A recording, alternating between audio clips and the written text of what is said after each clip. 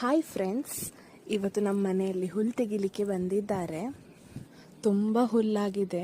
ಎಲ್ಲ ಕಡೆ ಈಚೆ ಆಚೆ ಮುಂದೆ ಹಿಂದೆ ಎಲ್ಲ ನೋಡಿದರೆ ಹುಲ್ಲೇ ಹುಲ್ಲು, ಬಲ್ಲೆ ಬಲ್ಲೆ ಇದೆ.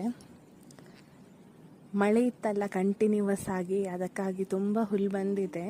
ಇದು ನಾವು ಸೆಕೆಂಡ್ ಸರಿ ತೆಗಿಸೋದು.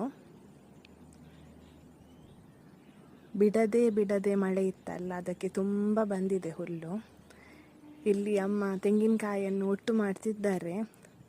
ಬಲ್ಲೆ ಇರುವುದರಿಂದ ಬಿದ್ದದ್ದು ಬರಲಿರಲಿಲ್ಲ. ಅದಕ್ಕೆ ಈಗ ಕೆಲವು ತೆಂಗಿನಕಾಯಿ ಎಲ್ಲ ಸಿಗ್ತಾ ಇದೆ ಅಲ್ಲ, ಇಲ್ಲಿ ಬಲ್ಲೆಯನ್ನು ಕಟ್ ಮಾಡ್ತಾ ಇದ್ದಾರೆ.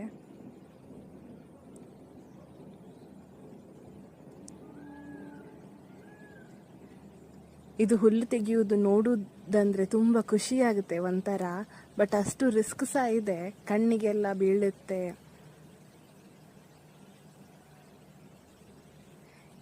ಇದು ತೆಂಗಿನಕಾಯಿ ಉಂಟಲ್ಲ,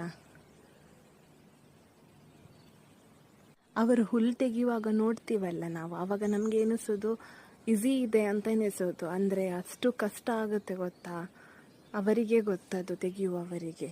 ಇದು ತೆಂಗಿನಕಾಯಿ ಎಲ್ಲ ಉಂಟಲ್ಲ, ನಮ್ಮ ಆಚೆ ಎಲ್ಲ ಇದು ಬರುತ್ತೆ, ಕಾಡು ಹಂದಿ, ಮತ್ತು ಅದು ಮುಳ್ಳು ಬಿಸಾಡ್ತದಲ್ಲ, ಅದೇನು ಹೇಳ್ತಾರೆ, ಮುಳ್ಳುಹಂದಿ ಏನೋ ಹೇಳ್ತಾರೆ, ಅದು ಸಹ ಇದೆ.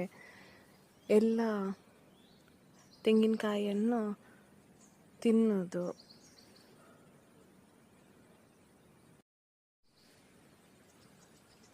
ಇಲ್ಲಿ ಎಲ್ಲ ಒಟ್ಟು ಮಾಡಿ ಒಂದು ಕಡೆ ಹಾಕೋದು.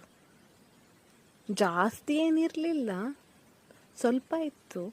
ಎಲ್ಲ ತಿಂದುಬಿಟ್ಟಿದೆ, ಕಾಣ್ತಾ ಇದೆಯಾ ಇಲ್ಲಿ ನೋಡಿ.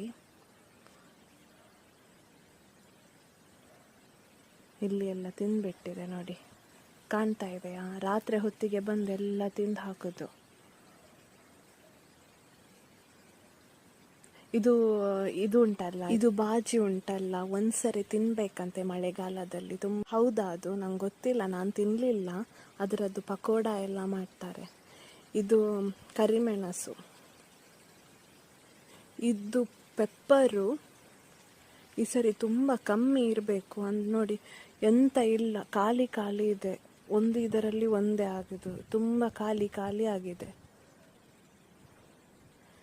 ಇದು ತೆಂಗಿನಕಾಯನ್ನೆಲ್ಲ ಒಟ್ಟು ಮಾಡಿದೆಲ್ಲ ಹೋಗಿ ಒಂದು ಕಡೆ ಹಾಕೋದು. ಇದೆಲ್ಲ ತಿಂದುಬಿಟ್ಟಿದೆ ನೋಡಿ, ಹೆಂಗೆ ಇಷ್ಟೆಲ್ಲ